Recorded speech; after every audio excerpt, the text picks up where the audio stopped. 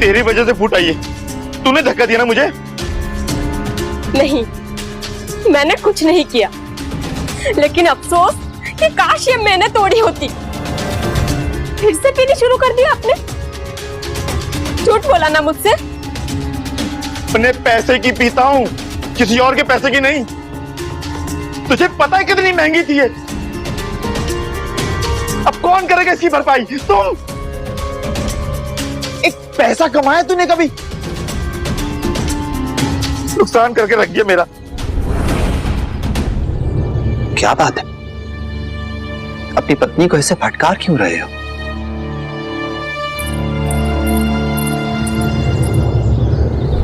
ठीक समय पे आए आप साईं। मेरी मदद कीजिए। क्या बात है? इनके पीने की आदत से मैं बहुत परेशान हूँ।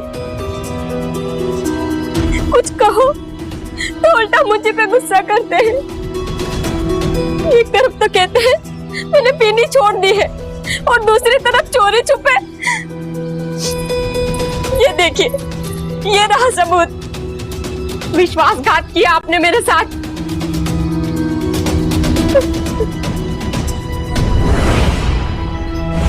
विनोद,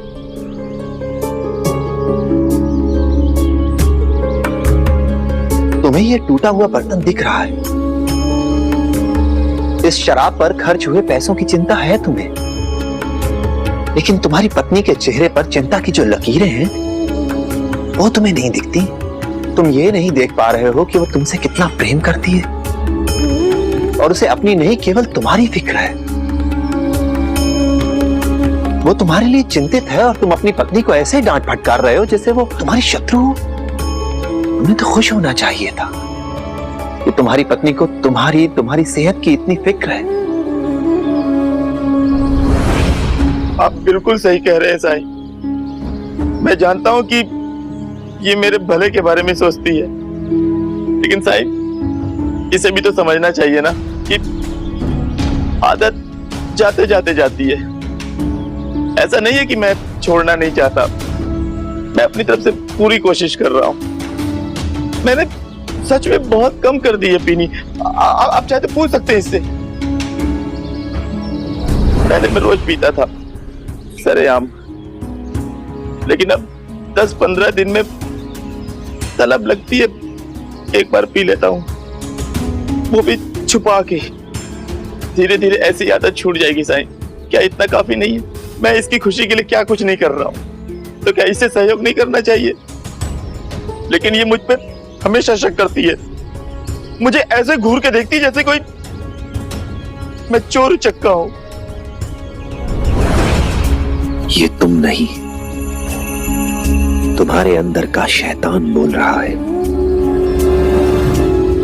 और वो शैतान तुम्हें ऐसे ही बहानों से लुभाता रहेगा कि धीरे धीरे छोड़ दूंगा, आज आखिरी बार, आखिरी दिन, खास दिन है, खास मौका है, और बस तुम ऐसे ही मकड़ जाल में फंसे रहोगे। विनोद, ये निर्णय तुम्हें लेना है कि तुम अपनी बुरी आदत छोड़ना चाहते हो या नहीं। तुम जानते हो ये बुरी आदतें ये एक बीमारी की तरह होती हैं। इन्हें छोड़ने के लिए किसी खास दिन या खास मौके का इंतजार नहीं करना चाहिए। जितना समय लेते जाओगे हालत उतनी ही बिगड़ती जाएगी। साहिब, मैं कुछ समझा नहीं। अच्छा, एक काम करोगे मेरे लिए? साहिब, ये घास देख रहे हो, इसे मेरे लिए जड़ समेत उखाड़ कर लाओ। हाँ, पर याद रहे जड़ को कोई नुकसान नहीं पहुंचना चाहिए।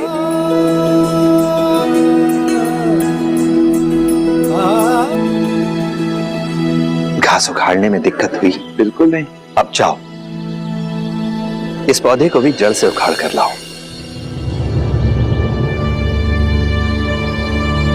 साहिब, वो पौधा तो अच्छा है। परेशान मत हो विनोद, जैसा कहा वैसा ही करो। उखाड़ो।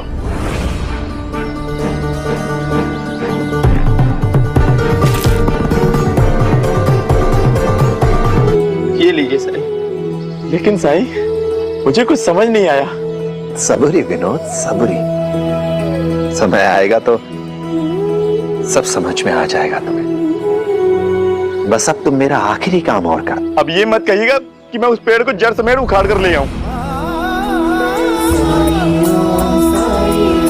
तुम तो बहुत समझदार हो विनोद। तुम्हें कैसे पता कि मैं यही कहने वाला था?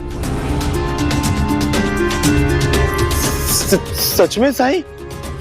हाँ सच में। जाओ कोशिश तो करो।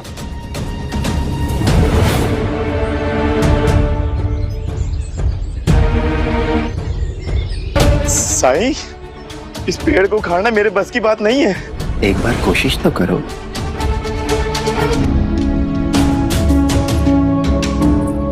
साईं कैसी उम्मीद कर सकते हैं मुझसे? मैं इस पेड़ को जड़ से उखाड़ लूंगा। एक बार फिर से कोशिश करो।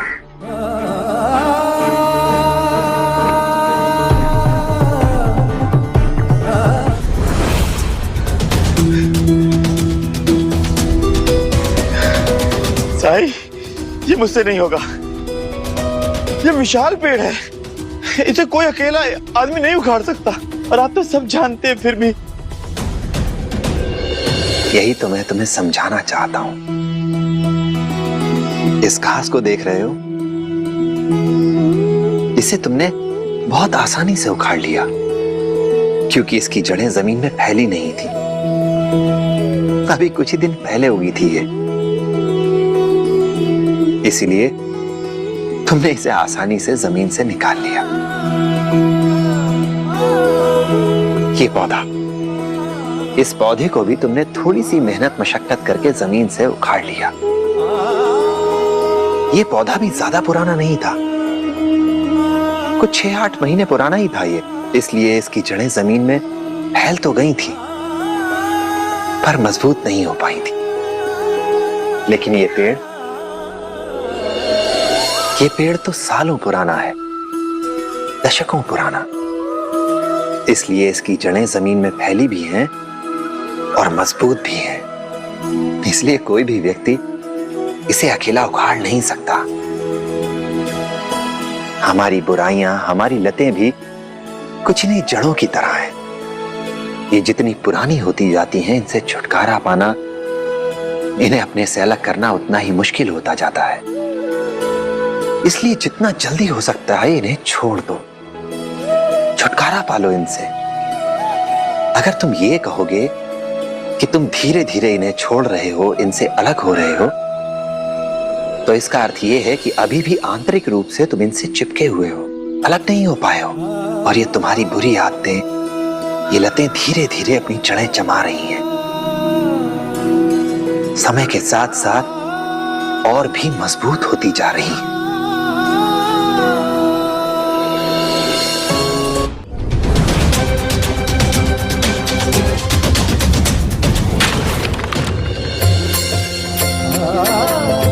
साईं, पीना तो दूर, मैं हाथ भी नहीं लगाऊंगा। मुझे एहसास हो गया है कि मैं जितनी देर करूंगा मैं उतना ही उसके गिरफ्त में आता जाऊंगा। मुझे तुम पर पूरा विश्वास है विनोद। मेरे इस विश्वास को बनाए रखना। तुम्हें खुद को बहकने से रोकना होगा, किसी के बहकावे में मत आना। तुम्हें सावधान रहना होगा, सतर्क रहना होगा,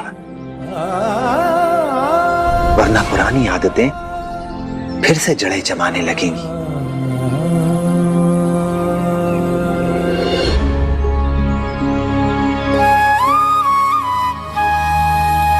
माफ करना मुझे, तुम्हें मेरी वजह से बेवजह कष्ट सहना पड़ा, पर तुमने उस इंसान की मदद की है जिसने तुम्हें रोपित किया, पोषित किया है तुम्हें।